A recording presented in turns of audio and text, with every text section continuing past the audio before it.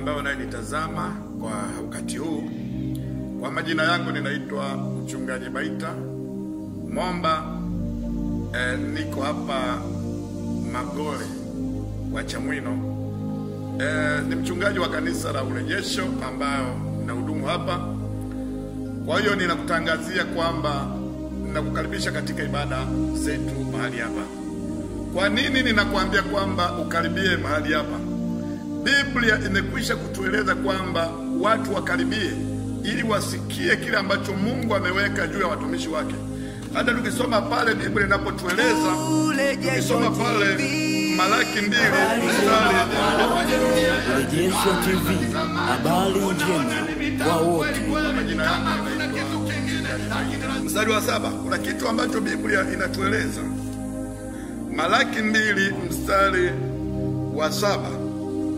Malaki 2 mstari wa 7, Biblia inatueleza kwamba kwa maana yapasa midomo ya kuhani hifadhi maarifa, tena yapasa watu kuitafuta sheria kinywani mwake, kwa kuwa yeye ni mjumbe wa Bwana wa majeshi.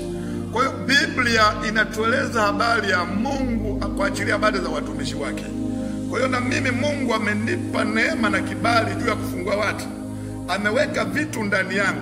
Kwa hiyo Biblia inaposema watu waitafute sheria kinywani mwake, kwa hiyo kuna vitu ambavyo Mungu ameweka juu yangu kwa ajili ya kukufungua wewe. Hata ukisoma pale Mathayo, ukisoma pale Mathayo 8 mstari wa 4, Biblia inaongea, kuna kitu ambacho Bwana anasema. Biblia inatueleza kwamba Mathayo 8 mstari wa 4 anasema, Yesu akamwambia, angalia, usimwambie mtu, ila nenda zako ukajionyeshe kwa kuhani, ukaitoe sadaka kama alivyoamuru Musa, iwe shuhuda kwao. Kwa hiyo Biblia inapoeleza ni kwamba Yesu aliachilia vitu juu ya watumishi wake, na Yesu ameachilia vitu juu yangu.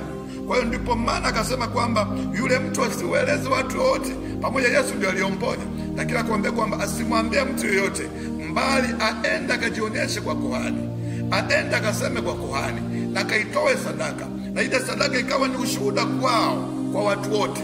Kwa hiyo na wewe lazima nikwambie kwamba inawezekana kuna vitu umefungwa, kuna vitu adui amewekeza kwa ajili ya kuharibu maisha yako. Ameharibu afya, ameharibu familia, ameharibu uchumi wako, ameharibu vitu ambavyo unashindwa kuelewa ufanye nini.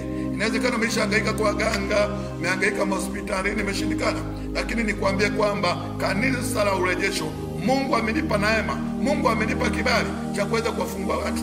Kwa hiyo nikukaribishe wewe unanisikia kwamba kanisa hili la Urejesho, Mungu amewatendea watu wengi, Mungu amewafungua watu wengi waliokuwa wamefungwa na wengine wamekata tamaa. Kuna mtu mwingine alitoa ushuhuda hapa mpaka akawa anasema, mchungaji, nilikuwa nimekata tamaa kabisa, ni bora ningekufa kabisa.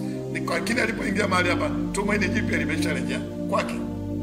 Kwa hiyo nikukaribishe mahali hapa kwamba tunakuwepo katika ibada zetu siku ya Jumatano kuanzia saa 10 mpaka saa 12. Tunakuwepo na maombi na maombezi, na siku ya Ijumaa pia tunakuwepo mahali hapa kuanzia saa 10 mpaka jioni. Tunakuwa na neno la Mungu, pia tunakuwepo na maombi na watu wanafunguliwa. Na siku ya Jumapili pia tunakuwa na ibada yetu, inaanza saa 2 asubuhi. Tunaanza na maombi, alafu baada ya maombi kumaliza mpaka saa 2:30 tunakuwa tumemaliza kipindi cha maombi. Kwa hiyo baada hapo tunaingia kwenye neno la Sunday School, tunajifunza neno la Mungu, na baada hapo ibada inaendelea. Kunakuwepo na waimbaji, kunakuwepo mahali hapa maombi na maombezi, neno la Mungu. Mungu anatufunua na nifunulia kwa namna mbalimbali. Lengo ni kusudi la watu wafunguliwe, na kia kuna aliyoingia kwenye madhabahu akarudi kama alivyoingia. Kwa hiyo niwakaribishe watu wote wanetoka. Kama unatoka maeneo ya Banana, basi panda gari ambalo linaenda Magole, alafu kisha fika, mwambie konda kushushe kwa Mpemba Msafi. Shuka hapo, afu taangalia mkono wako wa kushoto, utateremka leo barabara, utakuta mkono wako wa kulia. Kama unatoka kwa Mpemba Msafi, mkono wa kulia, utaona hilo bango litakuelekeza, na mbele yake kidogo kuna bango dogo linakuelekeza mkono wako wa kushoto, ndio kuna kanisa hapo la Urejesho. Na kama unatoka maeneo ya Tandika, basi panda gari ambalo unaenda Mwanagati. Kisha fika hapo, panda gari, ukisha panda gari ambalo unaenda Mwanagati, mwambie kushushe njia panda ya Magole.